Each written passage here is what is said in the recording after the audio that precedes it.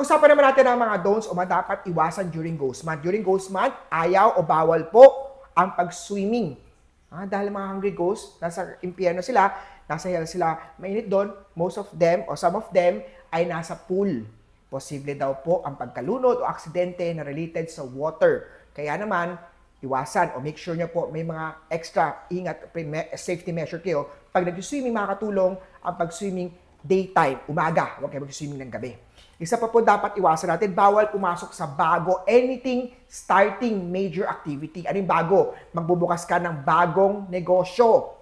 Posible daw po susulan ng mga hungry ghosts ang negosyo mo para hindi maging successful. Pagpapakasal is a lifelong journey. Posible daw po susulan ng hungry ghosts ang bride and groom para mag-away, para hindi maging okay ang marriage life niyo po. Pagsisimula ng bagong career. Master Hans, matagal ko na inaantay yung trabaho na to. Ghost month in-offer sa akin. Posible siguro, pwede mo na tanggapin yan, kesa naman after ng ghost month, tapos na rin, wala rin trabaho, mabibigay sa iba. Ang dapat natin gawin, i-message si Master Hans Kua para makuha natin ang maswerteng petsa.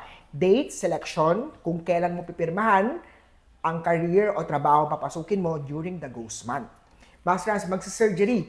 Kung emergency surgery, discretion na po ng doktor. Siyempre, hindi naman po manggagamot si Master Hans Kua. Dapat sundin natin ang doktor natin. Pero, kung yung surgery mo naman ay tatanggalan ng nunal or minor surgery lang naman, hindi naman kailangan urgent, after the ghost month na lang. Master Hans, traveling. May mga travel ka naman na hindi naman importante or hindi naman pwede naman i-postpone baka after ghost month na lang para maiwas natin aberya. Master Hans, kailangan ko talaga mag-travel. Dahil work-related talaga to. Magsuot ng mga protection cures na mabibili sa tindahan ni Master Hans Kua or bago mag-travel, prayers pa rin. Magsuot pa rin ng mga happy colors, magsuot ng mga crystals, kagaya ng black onyx, black obsidian, black tourmaline. I-bless, pabilin yan, tindahan ni Master Hans Kua para ma-activate yan. During ghost month, mga dapat natin iwasan also, iwasan natin pumirma ng deal ng project.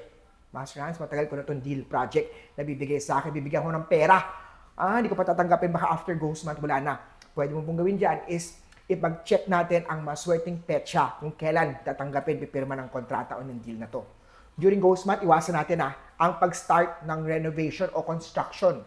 Posible, nasa bahay nyo po o sa lugar na yan, ang mga ghost, tsaka mapukpok nyo po yung kanilang mga paa o ma-hurt mo sila na hindi natin nakikita. Kaya bawal after ghost month na lang.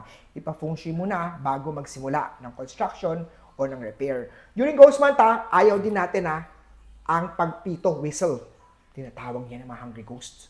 Pwedeng kumapit sa inyo. During ghost month, ayaw natin ang mga init ng ulo. Kagaya ng road rage, pagkipag-away, posibleng lumala, lalo maging mas seryosong problema yan. Kaya naman, iwas at malamig na ulo, kalma lang, chill lang po. Lalo na po pag nag-drive tayo. During ghost month, ayaw din natin na magkaroon tayo ng gawin natin o during ghost month, ayaw din natin ang paglalaro o pag-ghost buster ghost. During ghost month, iniwasan din natin ang pag-ghost hunting. Posibleng kumapit ang matatapang, mga striktong ghost. Mga spirit of the glass, do not do that. Lalo na po when you're ghost month. During ghost month also, ayaw natin pagkagabi yung mga sinampay natin ay nakalagay pa. Pwedeng kapitan nyo ng mga hungry ghosts, dyan na tumira. Kaya naman after 7 p.m. o after pag madilim wala ng araw, tupiin agad ng mga damit, itago na po kagad yan. During ghost month, ayaw din natin ang pakikipag-argument. Mahilig sa atin mga chismis, marites, nagchichika, mari ang latest. Iwasan natin muna yon during ghost month. Posible po na lumala ang magkaroon ng mga serious problem.